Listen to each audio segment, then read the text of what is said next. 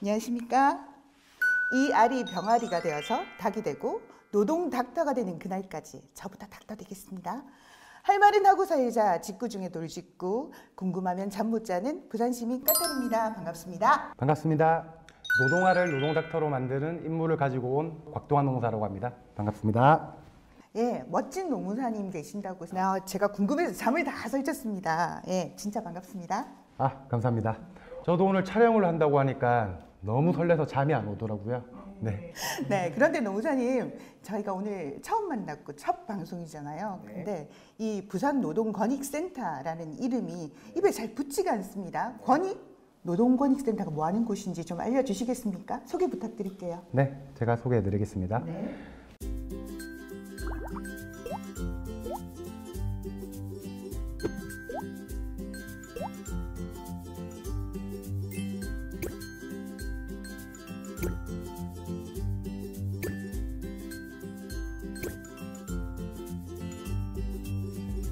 네, 영상에서 보신 것과 마찬가지로 부산노동권익센터는 취약계층 노동자와 일하는 부산 시민의 권익보호 및 부산 노동정책을 발굴하고 제안하기 위해 2020년 2월 부산시 노동자 권익보호 및 증진을 위한 조례를 통해 영남권 최초로 부산시가 설립한 기관입니다.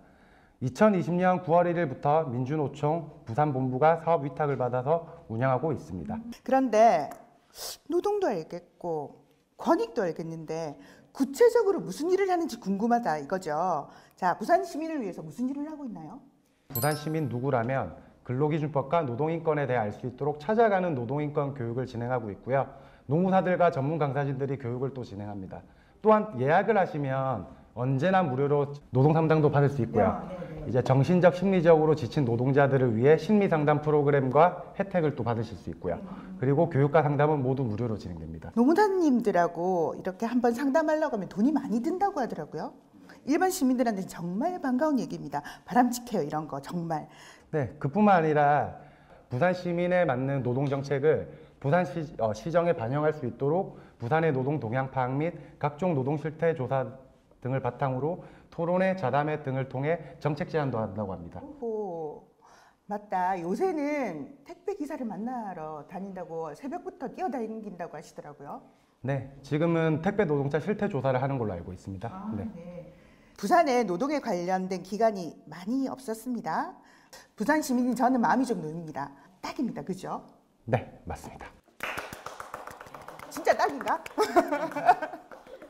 예, 진짜 이제 정말 아주 중요한 시간입니다.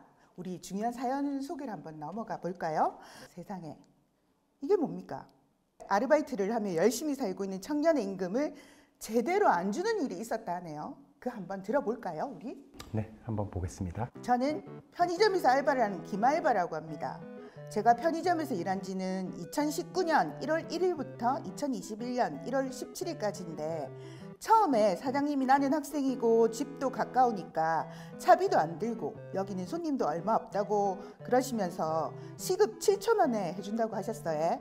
그래서 최저임금이 얼마인지도 몰라서 시급 7,000원을 받았고 주휴수당은 아예 받지를 못했습니다.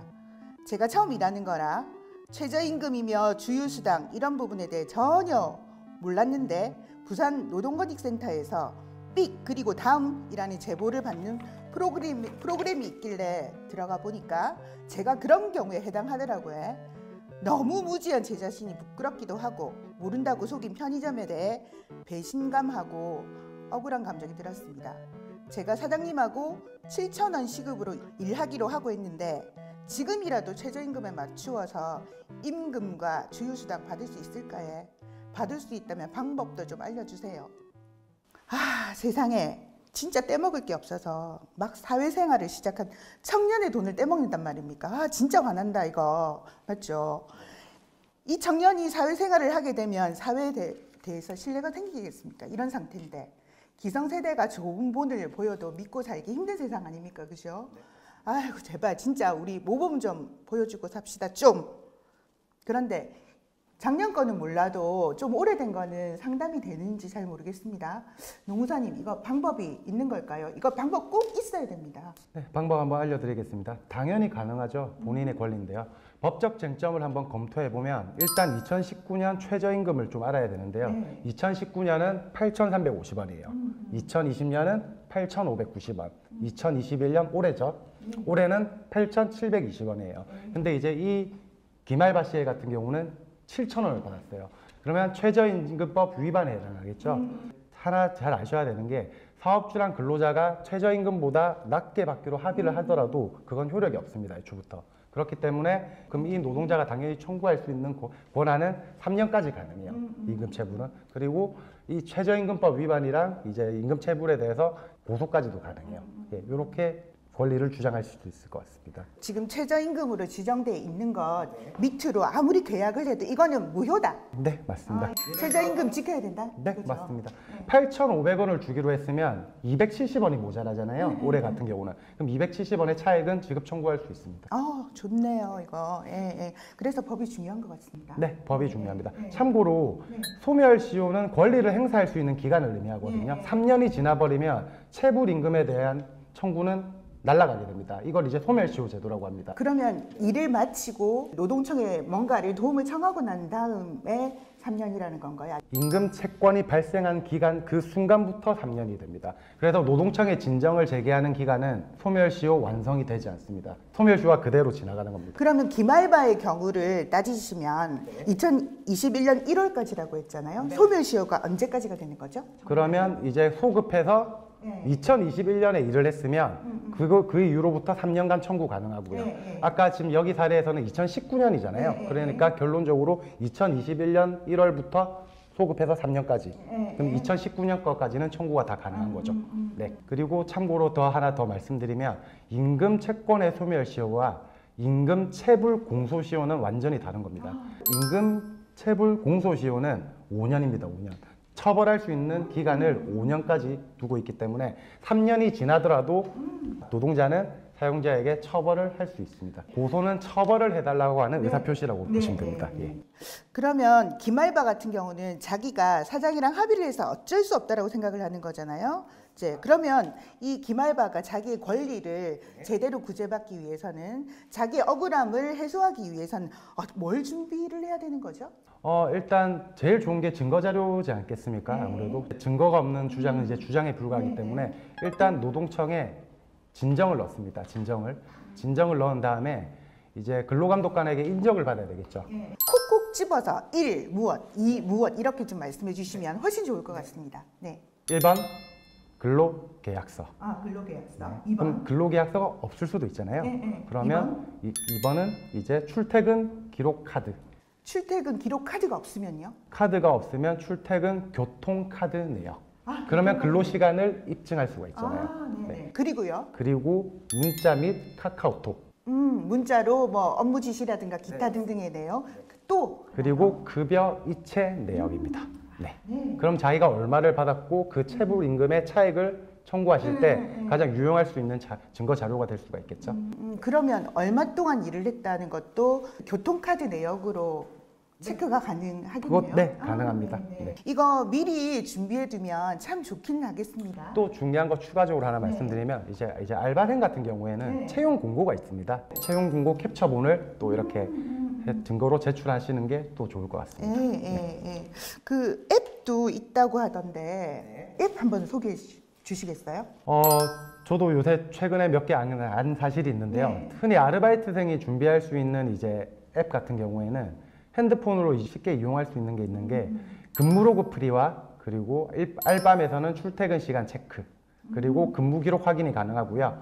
그리고 퇴직금 계산기 그리고 월급 계산기, 시급 계산기, 로그아웃이라고 알바 시급 계산 다이어리도 있습니다. 네. 그 앱 두 가지 근무로그 프리, 알밤이라도 다운받아서 사용하면 참 유용할 것 같습니다. 자, 그럼 일단 증거를 수집을 딱 했어요. 노동청에 이제 신고를 해서 사용자를 처벌해야 한다고 도와달라고 이제 하는 건가요? 이렇게 되면? 네, 제가 한번 설명해 드리면 이제 임금 체불 진정이란 뜻이 좀 이해하기 쉽게 말씀드리면 일단 신고를 하는 거예요. 진정은 노동자가 임금 체불 내용을 노동청에 계신 근로감독관님에게 알리고 체불 임금을 지급받을 수 있도록 관련 조치를 취해달라고 요구하는 의사표시를 진정이라고 해요. 네. 그리고 고소는 사용자의 처벌을 요구하는 것, 의사표시라고 보시면 돼요. 사실 임금 체불 이제 당한 이제 노동자 같은 경우는 사실 체불 임금 받는 목적이 상당히 크기 때문에 체불 임금을 지급받으면 진정을 보통 취하를 하고 이제 사용자의 처벌을 원하지 않는다. 보통 이렇게 합니다. 왜냐하면 이제 임금 체불 같은 경우는 반의사 불벌죄에 해당하거든요. 네. 잠깐만요. 체불이란 말이 일반 시민들이나 특히나 청년 알바생들이 들을 때 쉬운 말은 단어는 아니거든요. 네. 뭐 월급을 제대로 못 받았다. 조금 쉬운 말로 풀어서 얘기 좀 해주세요. 체불이란 뜻은 받을 돈을 다 받지 못한 걸 체불이라고 네. 생각하시면 될 것 같습니다. 네. 예를 들어서 연장 근무를 했을 때는 네. 시급의 50%를 가산해서 받게 됩니다. 네. 5인 이상 사업장은. 예를 들어서 시급이 10,000원인 노동자가 연장 근무를 1시간 했어요. 그러면 15,000원을 받아야 됩니다. 근데 예를 들어서 10,000원만 줬어요. 그럼 5,000원에 대한 미지급 임금이 발생하게 됩니다. 그걸 체불이라고 생각하시면 됩니다. 네. 그러면 이 김알바의 경우는 어떻게 해결이 되었죠? 이 김알바 노동자 같은 경우는 입증 자료를 충분히 가지고 있었습니다. 처음에는 근로계약서가 없어가지고 실제 노동시간 입증이 어려울 뻔했지만 편의점 점주께서 시급 7,000원으로 계산해서 한 달 노동시간에 대한 금액을 김알바 통장에 입금을 했어요. 입금한 기록을 문자나 증거 기록이 있어서 노동시간에 대한 입증 자료로 활용할 수 있었고요. 그리고 노동시간을 토대로 최저임금 미달분과 그리고 주휴수당을 계산했더니 최저임금 미달분 281만 원과 그리고 주휴수당 미지급분 110만 원이 나와서 노동청에 임금체불 진정을 넣었습니다. 그리고 김알바님께서 사장님을 혼내주는 것이 목적이 아니라 빨리 못 받은 임금을 받고 싶어서 관계법령 위반에 대해서 고소는 진행하지 않기로 했습니다. 임금체불 진정을 취하해 준 거죠. 그래서 김알바 씨는 이후 편의점 점주와 합의가 이루어져 300만 원을 지급받았다고 합니다. 아, 정말 다행입니다. 제가 지금 확 와닿는 부분이 뭐냐면 사장을 혼내주는 것이 목적이 아니다라는 부분이 임금을 제대로 못 주신 사장님들도 혹시나 이런 경우가 발생했을 때 나 혼내려고 하는 거 아니다라는 인식이 좀 있으셨으면 좋겠어요. 최소한의 것을 지킨다는 마음으로. 제 개인적인 생각은 임금체불을 진정을 넣기 전에 처음에 사용자에게 제가 조금 요 부분에 차액을 못 받은 것 같습니다. 일단 지급 요구를 먼저 해보시고 그리고 이제 서로 이제 협상이 안 됐을 경우 그때 저는 진정을 넣는 걸 되게 추천해드려요. 먼저 문자든 카톡이든 전화든 이렇게 했음에도 불구하고 그게 이루어지지 않았을 때 그때는 노동청에 진정을 넣는 걸 추천드립니다. 네. 그런 말이 통하면 정말 좋겠습니다. 그죠? 김알바 같은 경우는 뭐 카톡 문자를 지우지 않고 둬서 그래도 다행입니다. 근데 이렇게 자꾸 증거를 모아야 된다는 것 자체가 사실은 좀 씁쓸하기도 해요. 왜 그러냐면 이게 임금체불에 대한 이제 입증 책임과 관련된 문제에서는 내가 임금을 못 받았다는 거에 대한 입증은 노동자가 해야 되는 거거든요. 그래서 이 부분은 사실 좀 안타깝죠. 속상합니다. 한마디로 속상하고요. 네. 자, 이렇게 일이 터지기 전에 기본적으로 지키는 건 좀 지켜서 그렇게 살면 얼마나 좋겠습니까? 이번에 급여 명세서 발급건이 법으로 통과됐다고 하네요. 네, 국회 본회의에서 통과됐습니다. 네. 설명 좀 해주시겠습니까? 지금 현행 근로기준법에서는 사용자는 근로자에게 이제 임금을 지급할 때마다 그 임금 대장을 작성해야 돼요. 이걸 이제 흔히 급여 대장이라고 하잖아요. 이제 이 부분 이외에도 노동자에게 돈을 줬을 때 그냥 돈만 주지 말고 급여, 기본급 얼마, 연장 근무수당 얼마, 4대 보험과 이제 소득세가 나가지 않습니까? 그런 경우에 급여 명세서를 일일이 근로자에게 교부하도록 국회 본회의에서 법안이 통과됐습니다. 그러면 5인 미만 사업장이나 이런 작은 업자에도 모두 적용이 된다. 알바생들도 똑같이.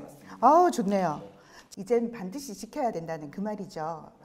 첫 노동을 시작하는 우리 청년들은 앱도 깔고 주휴수당도 챙기고 소 잃고 외양간은 고치지 말았으면 좋겠습니다. 미리 단디 좀 챙겨야 되겠어요. 잊지 말고 우리의 권리를 단디 똑띠 지키도록 합시다.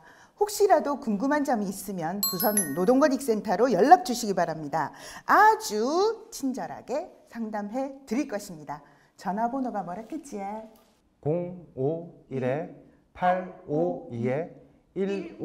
051-852-1500입니다.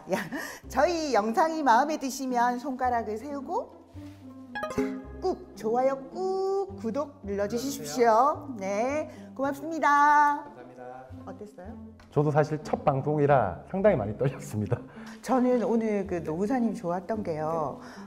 법에 전부 근로자라고 되어 있잖아요. 근데 근로자라는 표현을 되게 많이 안 쓰셨고 제 기억에 한 두세 번 정도 그 외에는 전부 노동자라고 써주셔서 제가 거기에서 감동을 받았습니다. 앞으로 이제 법에서 이제 근로자에서 노동자로 이제 아마 바뀐다는 이야기가 바꿔야죠. 나오거든요. 그래서 좀 변화하면서 쓰려고 노력을 하냐. 아무래도 실무에서는 자꾸 이게 법전에서는 다 근로자라고 하기 때문에 네, 제가 조금 아직은 여기에 좀 익숙하지 않아서 당연히 노동자라는 표현이 맞는 것 같습니다. 네. 즐겁게 일 좀 하고 제대로 대우받고 그렇게 살았으면 좋겠습니다. 진짜 끝입니다. 네, 오늘은 여기서 마무리 인사드리겠습니다. 부산시민 돌직구 까탈이었습니다. 노동닥터 공인노무사 곽동환이었습니다. 고맙습니다. 감사합니다.